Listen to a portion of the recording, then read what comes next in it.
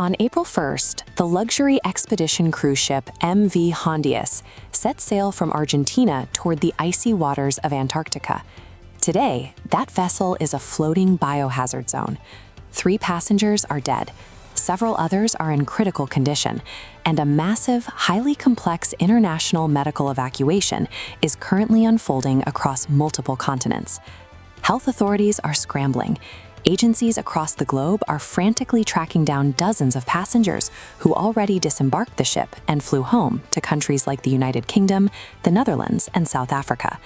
Naturally, social media is exploding with panic.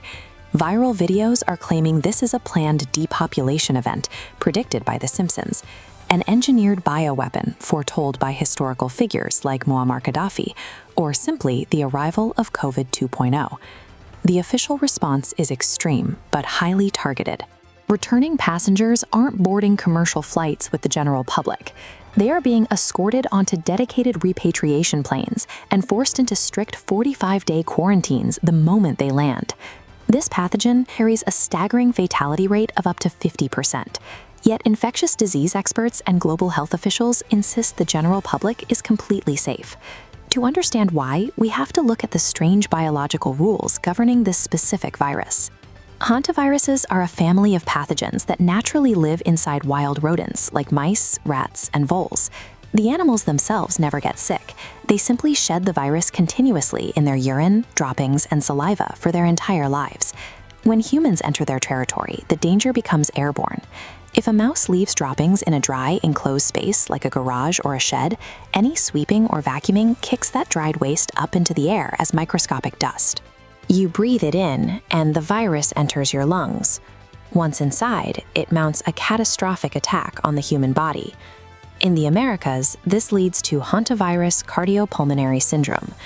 The virus targets the delicate inner lining of small blood vessels, causing them to leak massive amounts of fluid directly into the air sacs of the lungs, eventually leading to severe respiratory failure and cardiogenic shock. Under normal virological rules, that is where the story ends. Almost every single strain of hantavirus is a strict dead-end infection. A human can catch it from a mouse, but they cannot pass it to their family, their doctor, or their neighbors. Based on that biological law, an outbreak stops completely with the person who swept the barn. A spreading epidemic on a luxury cruise ship should be biologically impossible. The pathogen hunting the passengers of the MV Hondius is the Andes strain. It originates in South America, naturally hosted by the long-tailed pygmy rice rat. And it breaks the cardinal rule of its viral family. The Andes strain is the only hantavirus known to science capable of jumping directly from human to human. It does not spread easily through the air in public spaces like measles or influenza. For transmission to occur, the virus requires prolonged, extremely close physical proximity between people. That makes a luxury cruise ship the perfect incubator. Weeks at sea, confined living quarters, shared cabins, and communal dining halls provide exactly the kind of prolonged, restrictive environment the Andes strain needs to find new hosts. This animated timeline of the infection cycle shows the virus's greatest advantage, a massive incubation period. It can take anywhere from 1 to 8 weeks after exposure before the first symptoms show up. This creates an enormous blind spot for contact tracers trying to isolate exposed individuals before they travel internationally. When the illness finally surfaces, it creates a diagnostic trap. The early phase perfectly mimics a severe flu. High fever, intense muscle aches in the thighs and back, and fatigue. Notice on the chart that typical cold markers like sneezing or runny nose are completely absent. 4 to 10 days later, the patient plummets into the critical zone. Blood pressure suddenly drops, vascular leakage accelerates, and the respiratory system collapses as the lungs rapidly fill with fluid. Because the Andes strain requires specific, intimate conditions to spread, it won't trigger rolling global lockdowns.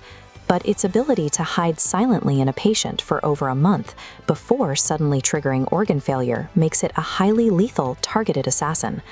Global health agencies are heavily reliant on brute force quarantines because modern medicine has very few offensive weapons against this pathogen.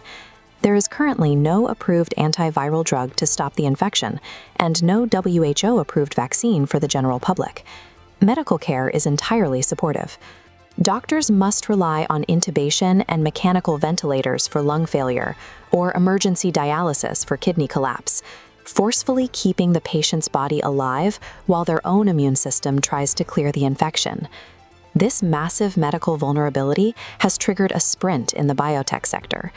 Researchers and pharmaceutical labs are currently racing to engineer the first viable commercial hantavirus vaccine, utilizing custom mRNA platforms, which use synthetic genetic instructions to train the immune system, and recombinant proteins.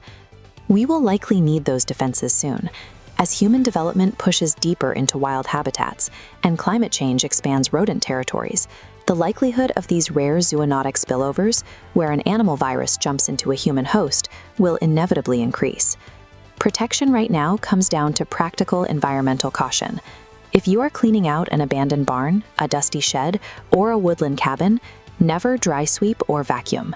Open the doors to ventilate the space for 30 minutes. Wear heavy gloves and an N95 mask, and soak everything in a strong bleach solution before wiping it up.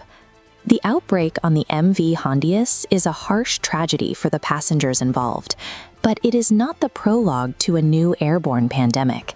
By understanding the strict biological rules of viral transmission and respecting the environments where these pathogens live, we can keep the Andes exception